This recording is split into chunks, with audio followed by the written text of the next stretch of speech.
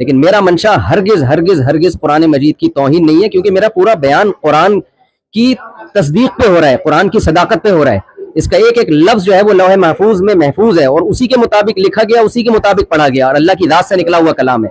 میں نے ہرگز ہرگز آپ کو ان پڑھ کا لفظ آپ کے لیے استعمال نہیں کیا، یہ توہین کا لفظ سمجھتا ہوں میں. میری طرف کسی نے منسوخ کیا کہ میں نے یہ کہا ہے کہ میں نے نبی کو معاذ اللہ ان پڑھ کہا ہے، ہرگز نہیں. میں نے کہا آپ صلی اللہ علیہ وسلم لکھنا پڑھنا نہیں جانتے، یہ لفظ امی کا ترجمہ ہے.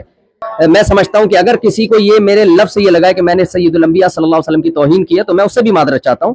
اور میرا عقیدہ یہ ہے کہ میں یہ سعادت سمجھتا ہوں کہ ناموس رسالت پر اگر میری موت واقع ہو جائے تو میں سمجھتا ہوں اس سے بڑی کوئی دنیا میں کامیابی نہیں ہے.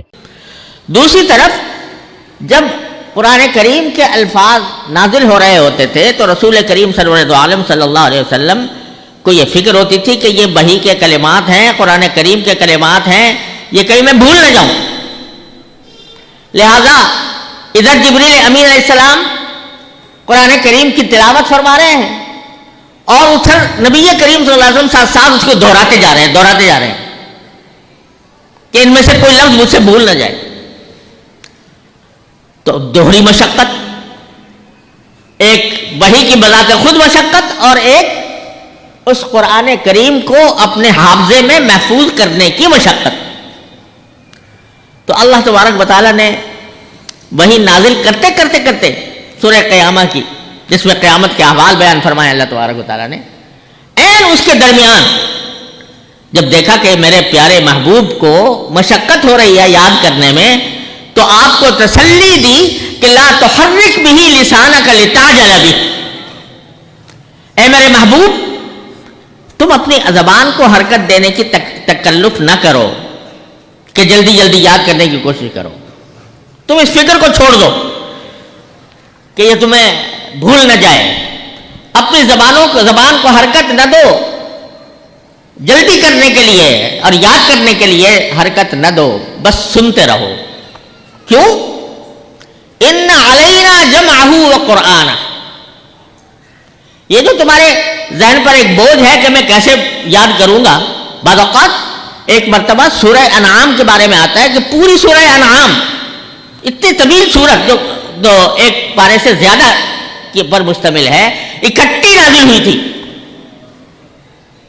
روایات میں آتا ہے کہ 40,000 فرشتے لے کر آئے تھے وہ سورہ انعام، پوری کی پوری اکٹھی.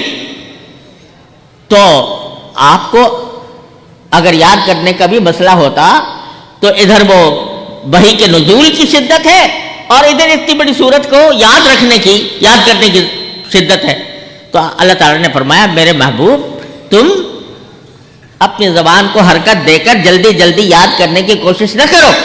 کیوں؟ ان علینا جمعہ وقرآنہ. ہماری ذمہ داری ہے. کیا ذمہ داری ہے؟ کہ اس قرآن کو تمہارے سینہ اقدس میں محفوظ کر لینا. یہ ہماری ذمہ داری ہے. تمہیں کسی حافظ اور قاری سے حفظ کرنے کی ضرورت نہیں، نہ تمہیں خود دہرانے کی ضرورت. ہماری ذمہ داری ہے. ان علینا جمعہ، یعنی اس کو تمہارے سینے میں محفوظ کر دینا، یہ ہماری ذمہ داری ہے. ایک ذمہ داری تو یہ ہے کہ ہم تمہارے سینے میں اس کو محفوظ کر دیں گے. دوسری ذمہ داری یہ ہے کہ اس کو ہم تمہارے سامنے تلاوت کروائیں گے اپنے محبوب فرشتے جبرائیل علیہ السلام سے. قرآن یعنی وہ تمہیں پڑھ کر سنائیں گے، اور پڑھ کر اس طرح سنائیں گے جیسے کہ ہم چاہتے ہیں. ان علینا جمعہ، یعنی ہماری ذمہ داری ہے کہ ہم اس کو تمہارے سینے میں محفوظ کریں گے اور تمہارے سامنے پڑھوائیں گے جبرائیل سے اس طرح جیسے ہم چاہتے ہیں. پھر کیا ہوگا؟ فَإِذَا قَرَأْنَاهُ، جب ہم پڑھوا دیں، ہم پڑھ دیں یعنی ہمارا فرشتہ پڑھ دے، فَاتَّبِعْ قُرْآنَهُ، تو دل میں آپ کے محفوظ تو ہم نے کر دیا. آپ اس کو بھولنے والے نہیں ہیں. آپ کے اوپر کبھی نسیان اس قرآن کریم کا طاری نہیں ہوگا کہ آپ بھول جائیں کہ ہم نے کیا نازل کیا تھا. اس کی ذمہ داری تو ہم نے لے لی کہ آپ کے سینہ اقدس میں وہ قرآن محفوظ ہو جائے گا. اور ہم نے پڑھنے کا طریقہ بھی آپ کے سامنے بتا دیا جبریل امین کے ذریعے.